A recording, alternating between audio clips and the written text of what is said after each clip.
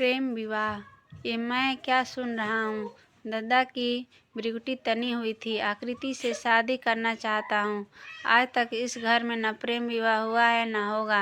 दद्दा भड़के। ठीक है, आपने मेरा लालन पालन किया और इस लायक बनाया कि मैं आज अपने पैरों पर खड़ा हूँ। कृतज्ञ न कहूँ सो आपके खिलाफ नहीं जाऊँगा, पर अब से मुझ पर किसी और से शादी का दबाव मत बनाइएगा। मैं भी उसी खून का था जिसके मेरे दद्दा थे। जब वे जिद पर कायम रह सकते हैं तो मैं क्यों नहीं। मेरा तो नौजवानी का खून था। आकृति क्या हमसे बढ़कर हो गई है? बेशरम। दद्दा हत्थे से उखड़े। दद्दा की बमक सुनकर सारा घर सहम गया। सारे पुरुष उनके इर्द गिर्द मेरे बचाव की मुद्रा में खड़े हो गए। महिलाएं चिलमन के ओट में खड़ी कान गड़ा दी, कोई अनिष्ट न हो जाए। सो मैं चुपचाप बड़ों के समझाने पर दूसरे कमरे में चला गया। 1 साल गुजरे, मैं अपने वचन पर कायम रहा। आकृति का फोन आता तो मैं उससे यही कहता, प्रतीक्षा करो या फिर किसी और से शादी करके घर बसा लो। मगर वह तो कोई और मिट्टी की बनी थी, मानो कसम खा रखी हो कि शादी करेगी तो सिर्फ मुझसे।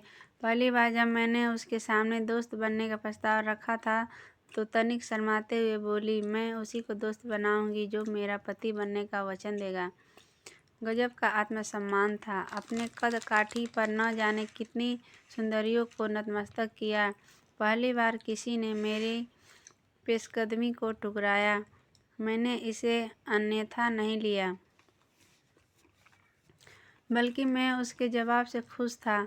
होना भी यही चाहिए। ये नहीं कि घुमा फिरा मौज मस्ती की, फिर एक दिन अलग होकर किसी और के साथ वहाँ में हाथ डाले घूमने लगे। आज के संस्कार ऐसे ही हैं, मगर मेरे संस्कार रूढ़िवादी थे। मुझे ऐसी ही लड़की चाहिए थी। आकृति का दबाव था या समय की मांग। एक दिन उसके पिता एक नज़दीकी संपन्न रिश्तेदार के साथ मेरे घर पधारे। चाय पानी के बाद रिश्तेदार 5 लाख की रकम दद्दा के चरणों पर रखते हुए बोले, अगर शादी मंजूर हो तो इसे रख लीजिएगा, वरना मैं खुद आकर ले लूँगा। दद्दा की बाँछें खिल गईं। क्या बोले? इसी की तो उन्हें दरकार थी। पूरे 1 साल बाद वे इतने आहतित नजर आए। घर में लगा शादी से पहले ही शहनाई बजने लगी। स्त्री पुरुष सब खुश। भाग्य हो तो मेरे जैसा।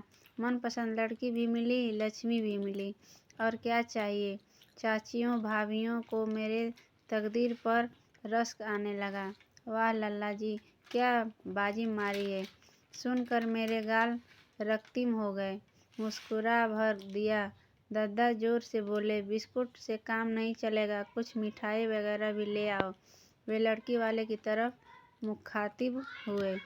भाई हम कौन होते हैं बच्चों की खुशी छीनने वाले। उन्हीं की खुशी में मेरी भी खुशी है। अब आकृति को सोचना था कि क्या यह प्रेम विवाह ही था।